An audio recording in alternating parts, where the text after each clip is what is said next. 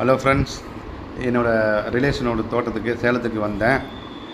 ரொம்ப அருமையாக அந்த ஏரியா இயற்கையாக இருக்குது, ரொம்ப சூப்பராக இருக்குது. இங்கே பாருங்களேன், இங்கே இந்த களை வெட்டுறது எப்படின்னு நான் சொல்கிறேன் பாருங்களேன். அதாவது இங்கே பாருங்கள், இந்த களை வெட்டுறது எவ்வளோ கஷ்டம் பாருங்க. இந்த மாதிரி களை வெட்டி இது வந்து மாட்டு தீவனத்துக்காண்டி இவங்க செடி வச்சுருக்காங்க. இந்த மாதிரி களை பாருங்கள், இந்த மாதிரி சுத்தமாக இப்படி எடுத்தால் சுத்தமாக வந்துடும். அதாவது ரொம்ப கஷ்டமாக இருக்குது. நம்ம கொஞ்ச நேரம் பாருங்களேன், ஐயோப்பா, நம்ம கொஞ்ச நேரம் அதை பாருங்கள், அந்த பாட்டிமா பாருங்களேன், அங்கெல்லாம் பாருங்கள் எவ்வளோ சூப்பராக களை எடுத்துருக்காங்க பாருங்கள். கொஞ்ச நேரம் களை எடுத்ததுக்கு நமக்கு கஷ்டமாக இருக்குது. இவங்க பாருங்கள் எவ்வளோ தூரம் களை எடுத்துருக்காங்க, அட்டகாசம் பாருங்கள். பாட்டிமா வந்து எவ்வளோ தூரம் அறுத்துருக்காங்க பாருங்கள். பாட்டிமாவிட்ட வந்து நான் கேட்டேன், என்ன பாட்டிமா எல்லாம் நல்லா சம்பளம் தராங்களா, எப்படி பண்ணுறாங்கன்னு, எல்லாம் நல்லா பார்த்துக்கிறாங்கன்னு சொன்னாங்க. உண்மையில் ஒரு விவசாயத்தை சரி, விவசாயத்துக்காண்டி வேலை பார்க்குறவங்களும் சரி, நம்ம நல்லா பார்த்துக்கிட்டா போதும்.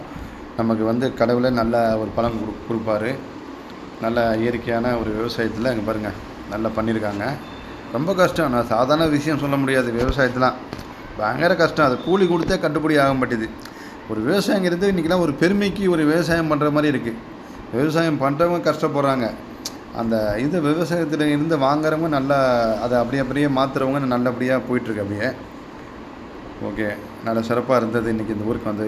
சேலத்தில் இருக்கிறேன் நான். தேங்க்யூ.